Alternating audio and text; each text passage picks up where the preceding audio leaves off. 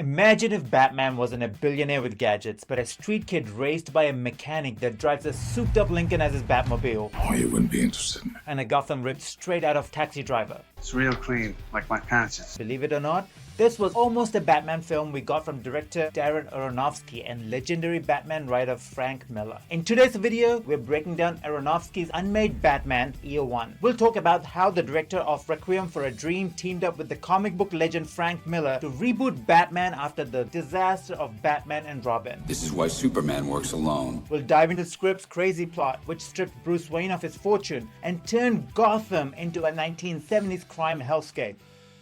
And finally, we'll explain why Warner Brothers walked away, paving the way for Christopher Nolan's Batman Begins instead. Let's set the stage. After Batman and Robin with George Clooney flopped in 1997, Warner Brothers was desperate to reinvent the franchise. Do try and bring this one back in one piece, sir. They approached Darren Aronofsky in 1999, hot off Pie and about to release Requiem for a Dream. Hey Ma, you want uppers? What was pitched was a brutal, realistic take on Batman that intrigued Warner Brothers execs.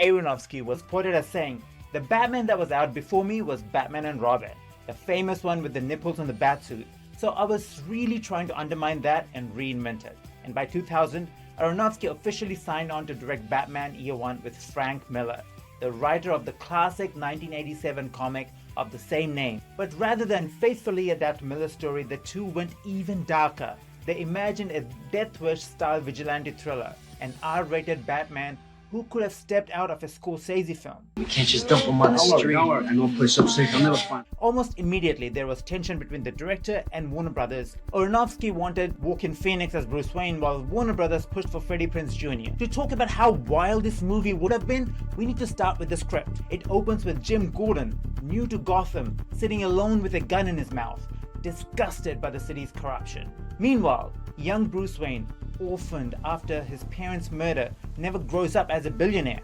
Instead, he's taken in by a mechanic named Big Al and his son Little Al, who raise him in the East End, a neighborhood filled with pimps, drugs, and dirty cops. Bruce's first act as a vigilante comes when he saves a hooker, Selina Kyle, from a corrupt cop. The fight turns deadly and Bruce realizes he needs a mask. Working out of the garage in an abandoned subway station, he builds everything himself. A crude black outfit with a hockey mask, smoke bombs, and a Batmobile cobbled together from a 1970s Lincoln Continental.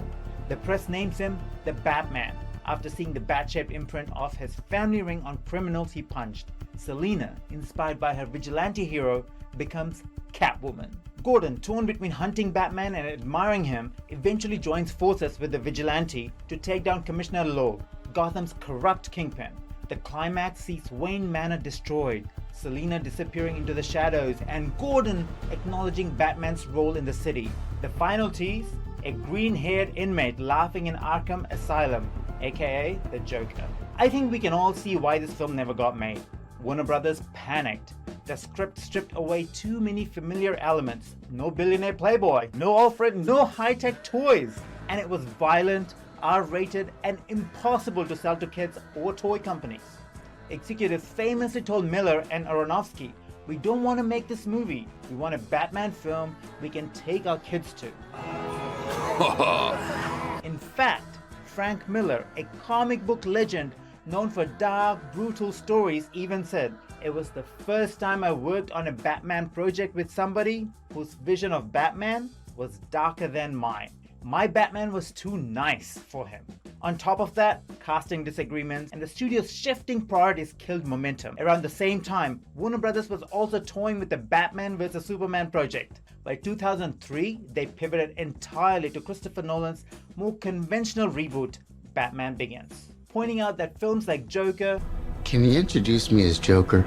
proved audiences would embrace a gritty, R-rated Gotham story. And ironically, Joaquin Phoenix, the actor he wanted as Bruce Wayne, went on to win an Oscar for playing the Joker in exactly that kind of movie. In the end, Batman Year One became one of the most fascinating what-ifs in superhero film history. A Batman movie that looked less like a comic book and more like a Martin Scorsese crime drama. Would audiences in the early 2000s have embraced it, or would it have killed the franchise for good? Let me know what you think, and don't forget to like, subscribe, and check out our other deep dives into movies that were never made.